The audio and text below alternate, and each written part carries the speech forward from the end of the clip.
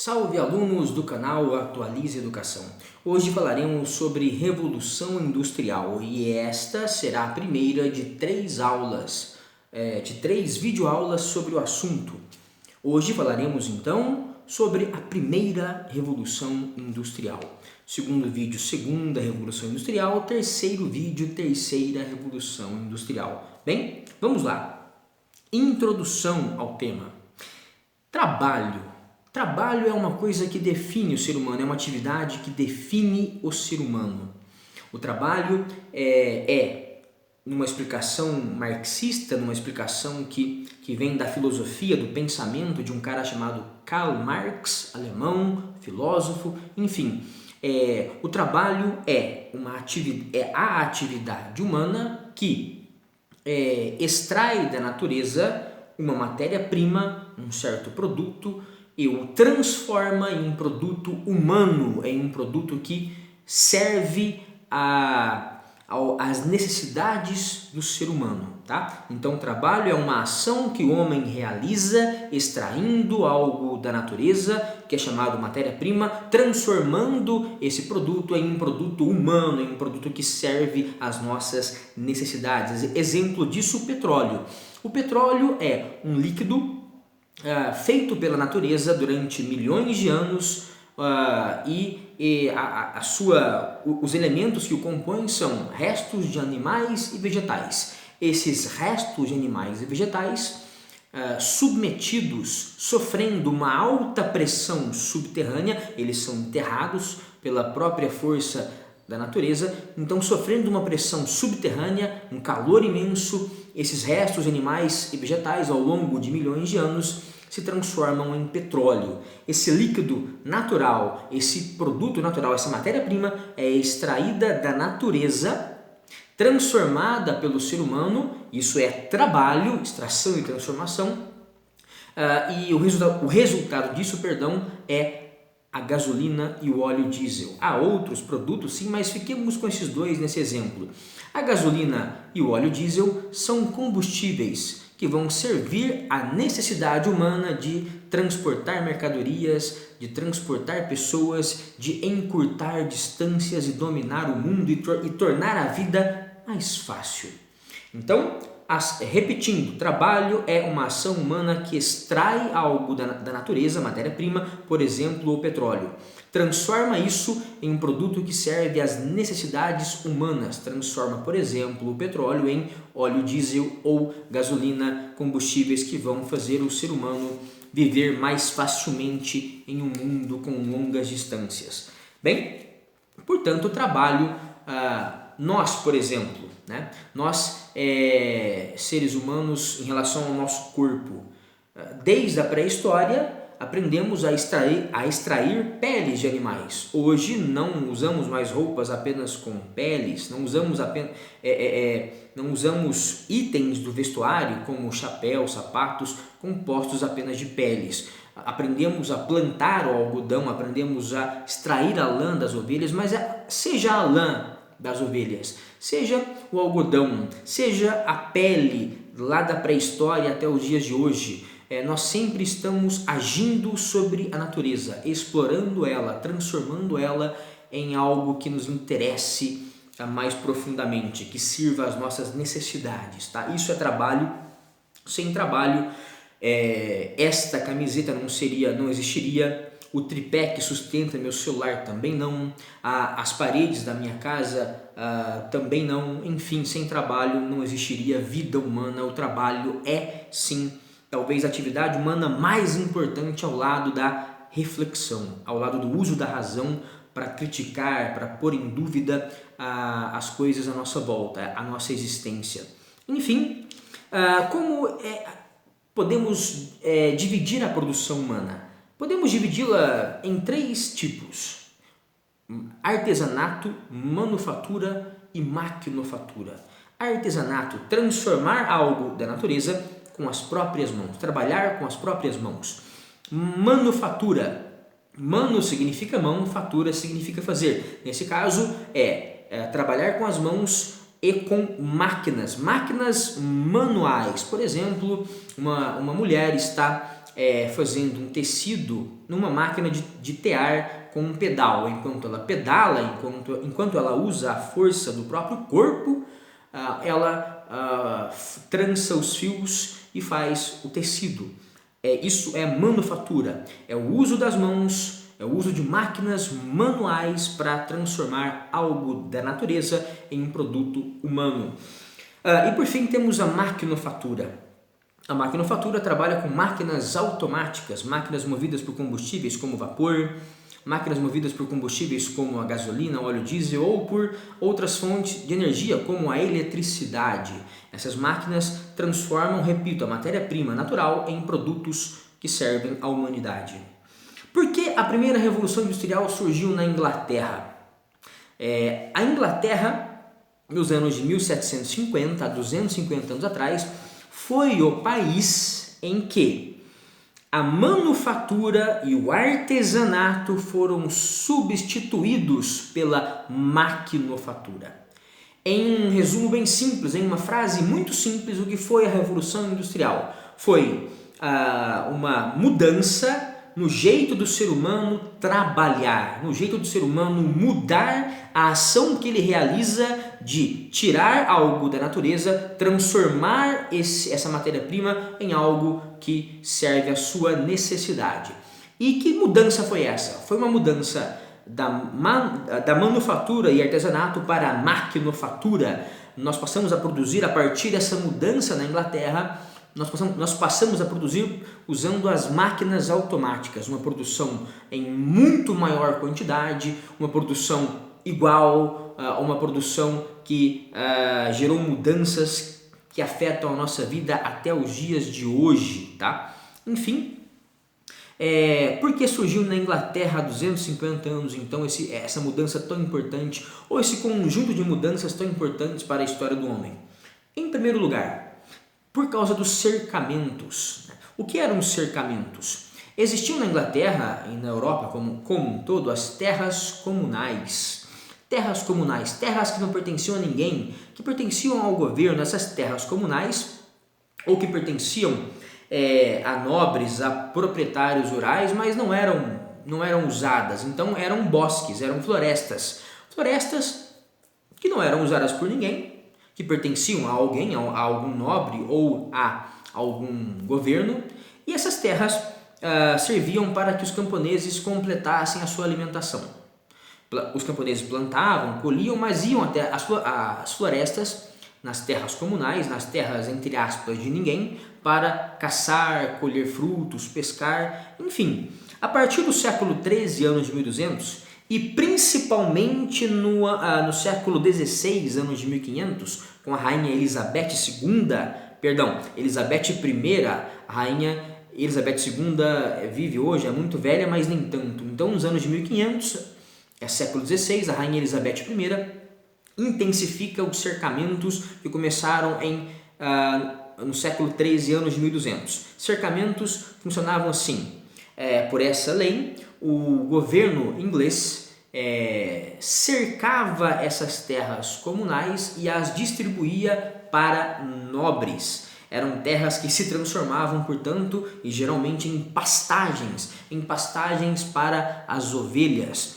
Isso gerou algumas mudanças fundamentais para a Revolução Industrial acontecer na Inglaterra. Primeira, houve mais produção de lã. Lã, que era a matéria-prima para o tecido que era o principal produto das manufaturas inglesas nos anos de 1600 e 1700. Mais lã, mais manufatura. E a população pobre, sem essas terras comunais para completar a sua alimentação, começou a migrar. Houve um êxodo rural, a saída do campo para a cidade. E esses caras buscavam o que na cidade? Buscavam emprego. Emprego onde? Nas manufaturas, nas pequenas fábricas de tecido de lã. Então os cercamentos, essas leis inglesas provocaram essa mudança. Êxodo rural, mais manufaturas, mais produção de tecidos de lã na Inglaterra, nas cidades inglesas. Depois temos os atos de navegação. Ano de 1651, no meio da Revolução Inglesa, quando o povo inglês tomou o poder dos reis e ensinou aos reis que eles não deveriam governar para quem eles quisessem, ou para si mesmos, mais para o povo. Enfim, no meio da Revolução Inglesa houve uma lei chamada Atos de Navegação, feita por um dos líderes da Revolução Inglesa, Oliver Cromwell. Cromwell, ao fazer os atos de navegação, em 1651, exigia que o comércio que os ingleses faziam com países pelo mar fosse feito com navios ou da Inglaterra ou do país com o qual os ingleses estavam fazendo o comércio. Isso porque antes ou até esse ano, os ingleses usavam muito navios holandeses para fazer o comércio e os holandeses cobravam altas taxas. E com isso, com essa lei, com os atos de navegação, o número de navios ingleses aumentou muito. Então os ingleses tinham uma frota de navios mercantes, de navios comerciais gigantesca lá pelos anos de 1750, o que favoreceu a venda dos seus tecidos pelo mundo afora. Então muitos navios, muitas terras produzindo lã, muitas pastagens produzindo lã, muitas fábricas produzindo tecido de lã, enfim, começa aí a Revolução Inglesa, a Revolução Industrial a aparecer. Puritanismo. A Inglaterra é composta em grande parte ainda hoje de puritanos, de protestantes, que no Brasil chamamos de evangélicos. E os puritanos ingleses, como basicamente todos os evangélicos, falo de modo geral, acreditam que o trabalho honra, enobrece, o trabalho salva, o trabalho nos dá um lugarzinho garantido no céu. O trabalho, então, é uma forma de agradecermos a Deus pela nossa vida, ou de pagarmos pelo pecado da Eva, pelo pecado do Adão. Enfim, trabalhar é honrar a Deus, é honrar o nosso compromisso com Deus. Honrar Deus, honrar o nosso compromisso com Ele. Só que esse trabalho não deve, ou melhor, ele deve vir acompanhado de uma vida simples, de uma vida em que não esbanjamos dinheiro, em que não pensamos só em luxo. Se você trabalha muito, lucra muito e não gasta muito, vai sobrar dinheiro, você não vive no luxo, esse dinheiro vai ser investido. Portanto, essa ética, essa forma de viver corretamente do protestante, do puritano, do evangélico, faz o cara acumular muito dinheiro e investir esse dinheiro no seu próprio trabalho, aumentando, por exemplo, a sua manufatura, a sua pequena fábrica. Investimento. Investimento é a essência do capitalismo. Investimento que vem de muito trabalho e dinheiro poupado. E isso é a essência do protestantismo da religião evangélica. Portanto, a religião evangélica fazendo o povo inglês trabalhar, acumular, investir, ajudou a fazer a Revolução Industrial. Revolução Gloriosa, por final, terminada em 1689, a Revolução Gloriosa foi a segunda parte da Revolução Inglesa. E ali, no ano de 1689, o povo inglês obrigou o rei Guilherme, agora não me falha a memória o nome completo, se eu não me engano era Guilherme de Orange.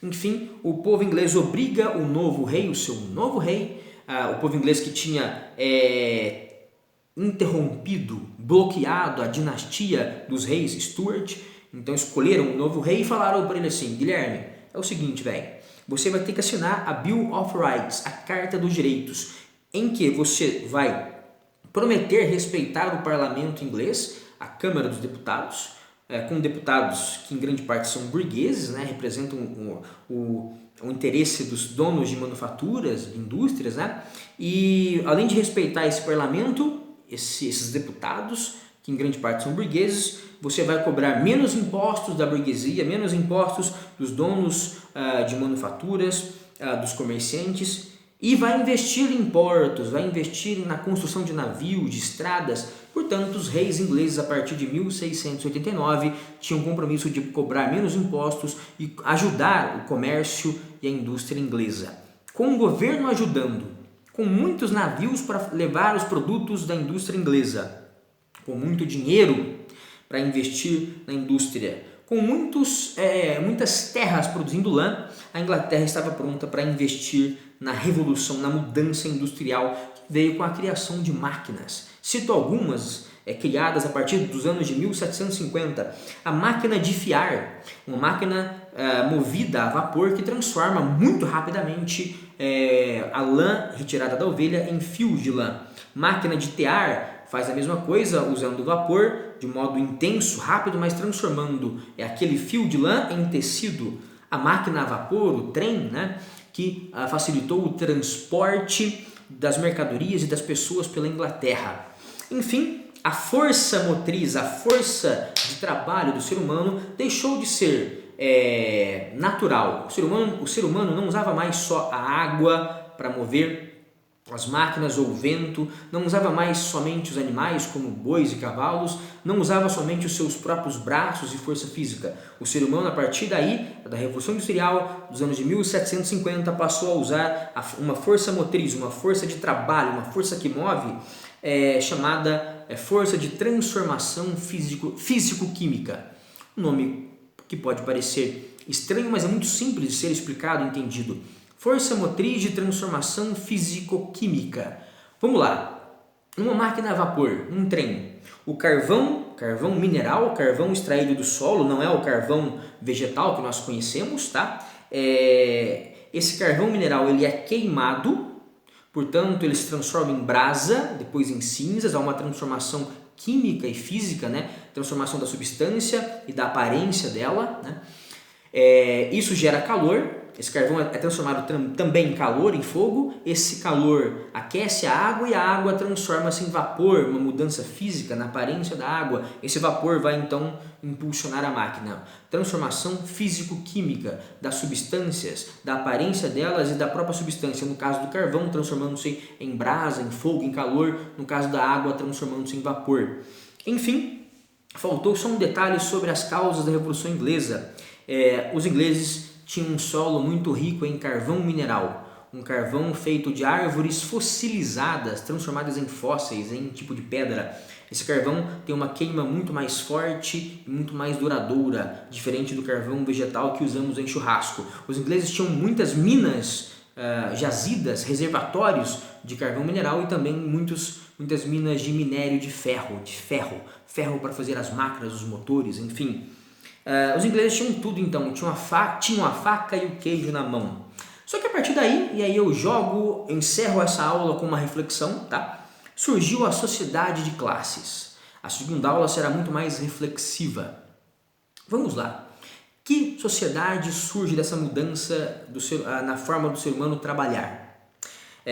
O ser humano inovou fazendo as máquinas, inovou fazendo as indústrias, produzindo em grande quantidade, vendendo para muitas pessoas, usando muita matéria-prima da natureza, mas que mudanças isso trouxe para a sociedade? Surgiu uma burguesia. Quem fazia parte da burguesia? Os donos das fábricas, das novas fábricas, agora com máquinas automáticas, agora com maquinofatura. Esses donos dessas fábricas, chamados burgueses, eles recebiam o quê? Do trabalhador? A sua força de trabalho. Portanto, o trabalhador vai lá e fala assim: ô burguês, eu tenho aqui, para sustentar a minha família de 13 filhos, eu tenho aqui uma mercadoria para te dar, para te vender. São as minhas mãos, é a minha força de trabalho, a minha energia como trabalhador. O burguês então compra essa força de trabalho e paga com um salário. Mas aí vem a questão: se a força de trabalho do empregado naquela época valia 10 mil reais, dinheiro de hoje, o salário pago era de 500 reais. Havia aí uma exploração. Esses 9.500 que sobravam eram a mais-valia, os lucros do patrão, que eram exorbitantes, não tinham limites, não havia direitos trabalhistas, não havia um salário mínimo, não havia férias remuneradas, não havia descanso semanal, não havia licença saúde, ou trabalhava-se de segunda a segunda, a partir dos 5 anos de idade, ou então você era despedido. Não havia licença maternidade, as mulheres trabalhavam até dar à luz nas fábricas. Não havia horário de almoço, muitos operários trabalhavam defecados, depois de defecar, de fazer cocô nas próprias calças. Enfim, não havia limite para a exploração do patrão, tá? E aí eu cito aqui 2 tipos de lucro que o patrão obtinha ao pagar um baixo salário: a mais-valia absoluta e a mais-valia relativa. Repetindo, o que é a mais-valia, para ficar bem simples? O patrão recebe o valor de trabalho do trabalhador e devolve um salário. Como o salário devolvido é muito pequeno, o patrão fica com a maior parte do valor do trabalho do trabalhador. Tá? No exemplo que eu dei, o valor de trabalho que o trabalhador dá é de 10 mil reais. O salário que o patrão devolve é de 500. A esmagadora maior parte desse valor de trabalho fica nas mãos do patrão. Isso é chamado de mais-valia. Isso era um assalto e ainda é em muitos casos, em muitas grandes empresas. Enfim, então vamos lá. Mais-valia absoluta e mais-valia relativa. Mais-valia absoluta é quando o patrão pressiona o empregado, ameaça, se não trabalhar mais, se não trabalhar sem descanso, se não produzir mais, se não apertar mais parafusos, se não fazer mais isso, se não aumentar a sua produção, você vai ser mandado embora, você vai ser despedido. Se faltar porque está doente, isso é mais-valia absoluta. Eu aumento a mais-valia, o meu lucro de patrão, obrigando, vigiando, pressionando o trabalhador, tá? Assustando ele, amedrontando ele. E a mais-valia relativa é quando eu aumento a tecnologia da minha fábrica, quando eu compro máquinas mais potentes. Então, os meus operários vão produzir mais, porque as máquinas são melhores, mas eu não vou aumentar o salário deles. Como eles estão trabalhando com máquinas melhores, é claro que o valor de trabalho deles, né, o lucro que eles me dão vai aumentar, mas eu não aumento o salário, então sobra para mim mais-valia. Enfim, e aí essa máquina vai substituir muitos funcionários, eu vou demitir ainda por cima muitos empregados meus. A mais-valia relativa gera, portanto, também desemprego, né? Porque com mais máquinas, o patrão, além de ter mais lucros, precisa de menos empregados. E o cara que trabalha, como é chamado? É chamado de proletário nessa ideia nossa. Proletário. O cara, ele não tem fábrica, ele não é dono de terras, ele não tem posses, ele tem o quê? Apenas a sua prole, apenas os seus filhos. Esses seus filhos, a sua prole, devem ser sustentados pela força de trabalho do pai. Bem, o pai deveria receber um salário suficiente para sustentar a sua prole, para dar à sua prole uma educação, uma saúde dignas, para dar à sua prole uma moradia digna, uma alimentação digna, um vestuário, roupas dignas, transportes dignos, mas não era o que acontecia. Muitas vezes, famílias inteiras de proletários viviam em casas alugadas pelo patrão. O patrão, dono da fábrica, construiu uma vila operária do lado dela e cobrava aluguéis dessas casas. Portanto, parte do dinheiro que o patrão pagava, que era pouco em forma de salário, voltava em forma de aluguel pago pelo operário. Começou-se aí um mundo de miséria, um mundo de cidades cada vez superlotadas, com pessoas morando em bairros operários muito pobres, precários, sem água, sem esgoto, sem condição de vida digna, e a violência aumentou a partir daí, o alcoolismo, né, o vício em drogas de modo geral, mas isso é um assunto para a próxima aula, quando falaremos de segunda revolução industrial. Muito obrigado, fiquem com Deus e até lá!